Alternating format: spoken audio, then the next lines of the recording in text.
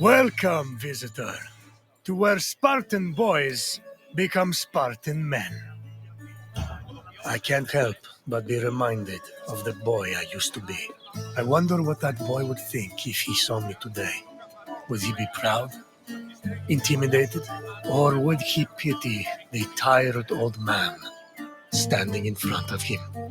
But such thoughts are meaningless. Let us move on. The agogi was Sparta's strict education system. The strenuous regimen took in the young boys and then reshaped them until nothing was left but the strength, intelligence, and resolve of a perfect Spartan citizen. I will find you once your visit has ended, and we will talk further. Until then, visitor.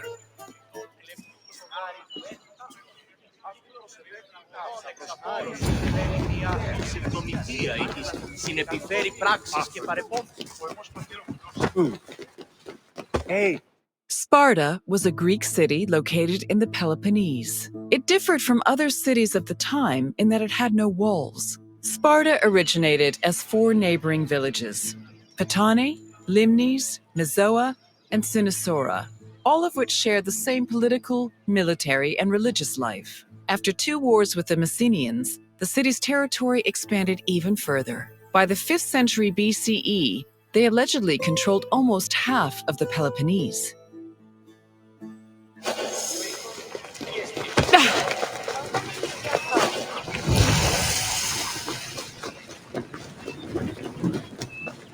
The agoge was the military training and education program undergone by Sparta's male youth. Grooming men for war was one of the city's main priorities. Boys began their training at the young age of 7 and completed it when they were 30. It has been said that Spartan infants were inspected for weakness shortly after birth. If they were deemed too sickly, they were thrown into chasms. However, this information remains unproven. The healthy boys were considered suitable for training.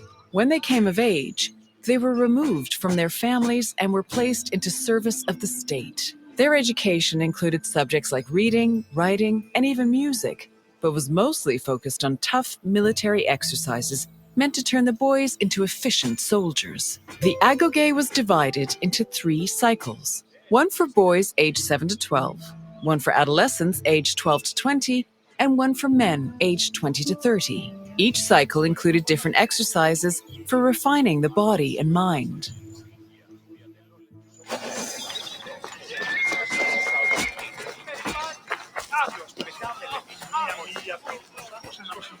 Sparta played a large role in defeating the Persians during the Greco-Persian Wars in the 5th century BCE. They held their king Leonidas's glorious death at the Battle of Thermopylae in particularly high esteem. Because Leonidas was killed in battle, Sparta believed he died a good death and showed incredible bravery, qualities to be held as a model for all Spartans. This idealized bravery was embedded in the city's collective memory and was the main quality people strove for in the agoge.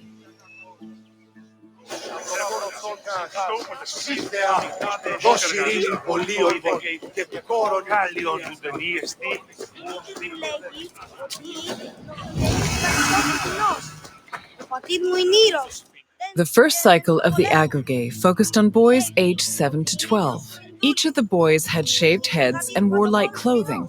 They walked everywhere barefoot, swam the Eurotas River all year long, slept on reeds, and participated in cult rituals for Artemis or Thea. The boys were grouped into herds, or agoli, and were supervised by older adolescents. Once they reached the age of 12, they entered the second cycle of the agoge, which aimed to integrate them into the society of citizen soldiers.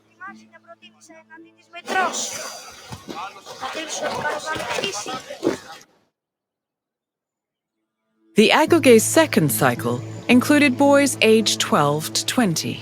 When they reached the age of 20, the young men were dubbed Erinyes and could officially serve as hoplites in the Spartan army. Until the age of 30, Spartan men lived in communal mess halls called Sosgenia. From the age of 22 onward, they were permitted to start a family, but 30 was viewed as a more appropriate age to get married. Spartan men served in the military until they turned 60, when they were designated as elders, or gerontes. However, many were known to continue serving anyway, such as King Archimedes III, who fought in the army until he was killed in battle at the age of 62.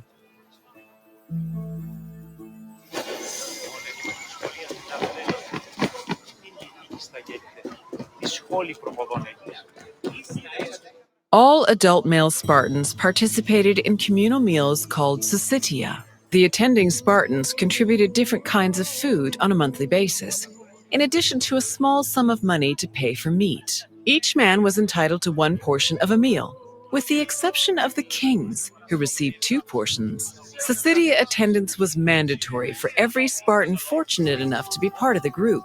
The meals had great political significance. According to Xenophon and Plutarch, the syssitia was designed to foster a sense of equality between citizens. It also demonstrated the self-restraint and moderation of Spartan society. But in reality, the syssitia only increased the differentiation between the rich and the poor. Those who could not afford to contribute to the communal food not only missed their meals, but also lost their right of citizenship.